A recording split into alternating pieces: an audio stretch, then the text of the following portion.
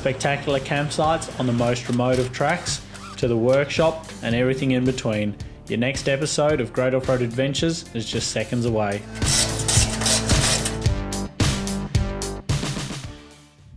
Good day everyone, it's Graham from Great Off-Road Adventures here. Welcome to a quick tyre review on the Kumho MT51s. I received quite a few questions on my YouTube channel about them, so I thought why not sit you down, run you through my thoughts on them, a quick unbiased review, how they've lasted, how many Ks they've done, what conditions I've run them in, and how they've performed. So anyway, let's get stuck into it. Well, let's chat about the off-road characteristics of the Kumho MT51. Now, the tread pattern looks pretty similar to that of a Mickey Thompson ATZ P3 and the Cooper ST Max.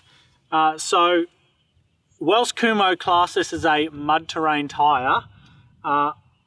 Personally, I'm more inclined to say it's maybe like an aggressive all-terrain tyre, sort of light duty or mud terrain tyre, somewhere in that category, so you know what I'm talking about. How it's performed off-road, I've driven it in sand, you'll see that in a lot of my videos. I've driven it in mud, I've driven it on high-speed gravel. It's pretty much been a jack of all trades sort of tyre, and it's actually performed really well across all of them. Really no complaints. In the mud, it doesn't have the super aggressive tread that the more aggressive mud terrain tyres have. So it can clog up just a little bit, but it's performed pretty well. Keeping in mind this car is a tourer.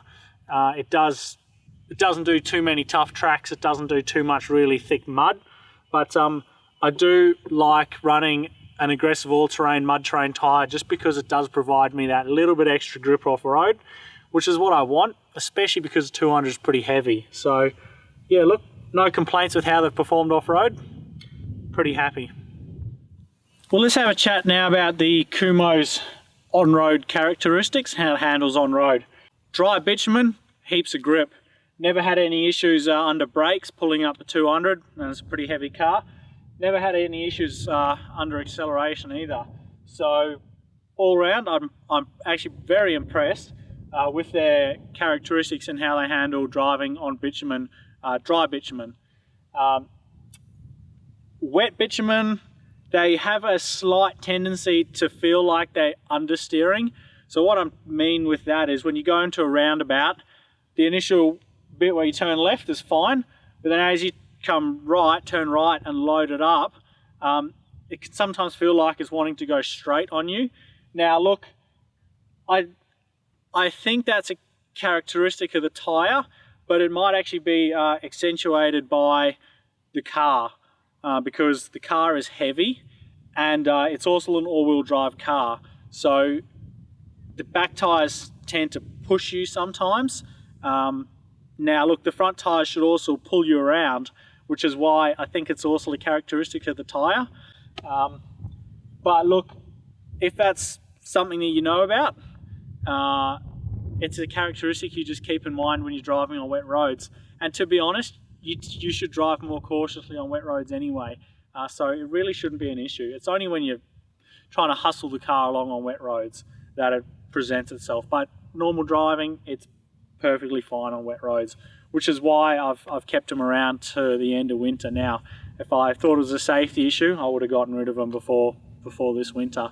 So yeah, I'm happy with them on road, on wet and dry. Yeah, it's just that one issue you got to be aware of.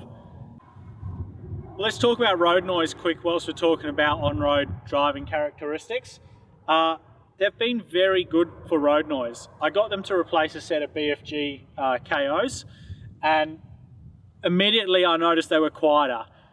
That being said, my KOs were worn, and now as these have worn, they've gotten louder. Naturally, that's what happens with tyres as they wear, they get louder. There's nothing you can do about that. But these did start out exceptionally quiet, and they are still quiet. There's a little bit of noise that's noticeable, say you're driving in a tunnel or next to a concrete barrier on a freeway or a truck. You get a little bit of noise reverberating back off that object.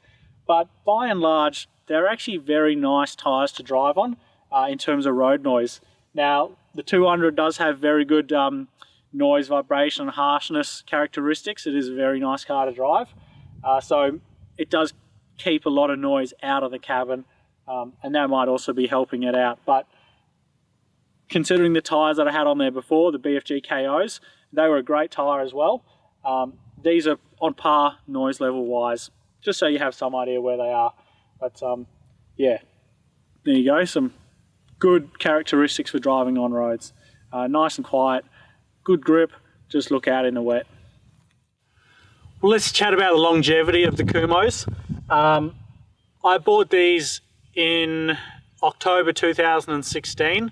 It's now August, September 2018, so they've been on for near enough 2 years.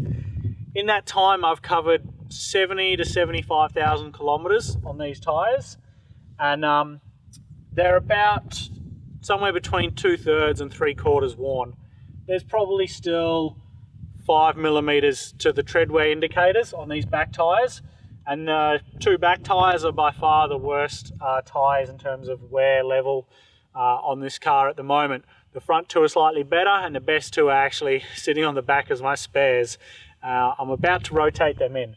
So, talking of rotations, I've rotated the tires on this car.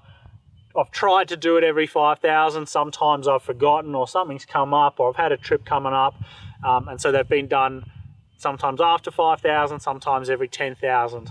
But I have been very good at rotating them, and I've also been very good at keeping up the alignment on this car. I've had it pretty much aligned every 10,000 Ks. That's because I go off-road and the alignment gets knocked out, and you know, that's just going to lead to premature wear and a premature set of tyres. So 70 to 75,000 Ks, pretty happy. That's across a set of 6. And if I ran all the way to the tread wear indicators, I'd probably get 100,000 out of them. So longevity wise, it definitely stood the test of time. And as I said in the Pilbara videos, they stood up to the chipping and the cutting up on that Pilbara iron ore really well.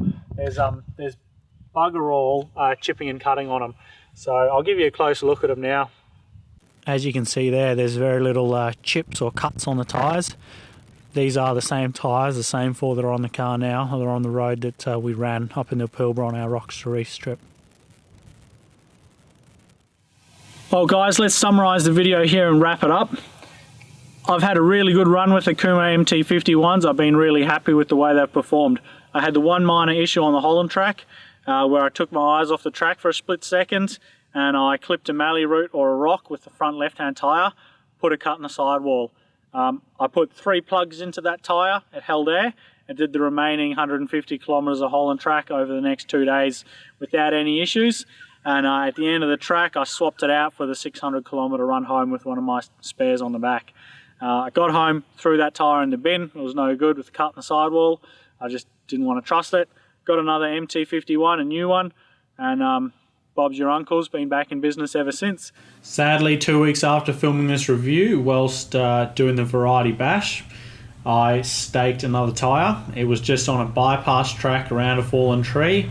There must have been a little sapling or stump there, which I clipped with the front right-hand tyre, put a big stake into the sidewall. It was completely unrepairable, which is a bit disappointing. That was now 2 MT51s that I'd staked. Now in hindsight, I think the sidewalls might not be as strong as they could be. Would I buy the MT51s again? Absolutely. At the price point they are a really, really good budget option, which is why I got them in the first place. So I'd just gotten back from my trip from Ayers Rock, and I was being a bit budget conscious at the time. The tyres were new to the market. They were at an affordable price point, $310 a tyre, and I was keen to try them out. Like I said, I thought they sort of fell into that aggressive all-terrain market, and I thought they'd be a good all-round tyre, and they have been. I've been really, really happy with how they've performed. I'd highly recommend them to anyone out there, and I've recommended them to Kieran, and I've recommended them to another friend of mine called Linton. They've both ended up getting a set, and as far as I'm aware, they've both had pretty good runs out of them without any major issues. So yeah, good tyre. They come recommended from me. So would I buy them again after everything I've just said to you? Absolutely. There's only that one minor issue on wet bitumen, which provided you know about it, is not really too much of an issue. Am I going to buy them again? No. Reasons for that are I want to go up a tyre size or 2 tyre sizes, and they're not available in those tyre sizes I want to go to. And I want to try something else. I enjoy getting out there and testing products, putting them through their paces, and providing reviews to viewers such as yourselves. So you guys have some idea what's good and what's bad to help you work out where to spend your money on your four-wheel drives. So the next set of tyres will be either an aggressive all-terrain or a mud terrain. I'm starting to do my research now, work out what looks good, work out what I'd like to test out, work out what's new to the market, etc., etc., and go from there. And like I sort of touched on before, I do want to step up a size or 2 just to make the car a little bit more capable. We can go and take on some of the tougher tracks around here, and also for when we're out touring and we get to a few obstacles, just make the car a little bit more capable, take some of the pressure off the car when we're out and about. So anyway, that's the reasons why I want to step up tyre size, change tyre size. Anyway, I hope that gives you a good insight into Kuma MT51s. We'll end the video here. So if you found the review useful, please hit the like button on the video, the thumbs up icon there. Please subscribe to my channel, and happy safe adventuring, guys. We'll see you next time. Oh, you got any questions about the tyres? Drop them in the comments below. I'll get around to answering for you. I'm sure I've probably missed something in this review. So if you got any specific questions, in the comments below, always happy to help you out. And my Perth-based viewers, if you know good tyre shops in Perth, again, drop them in the comments below. Give me your recommendations. I'm getting ready to go and shop. See you next time, guys. Happy safe adventuring. Remember everyone, we are going to the Perth 4-Wheel Drive and Adventure Show this year. Come on down to the Lifestyle 4-Wheel Drive stand, site 246, and come and say hello. And there's more info on the video on the screen now.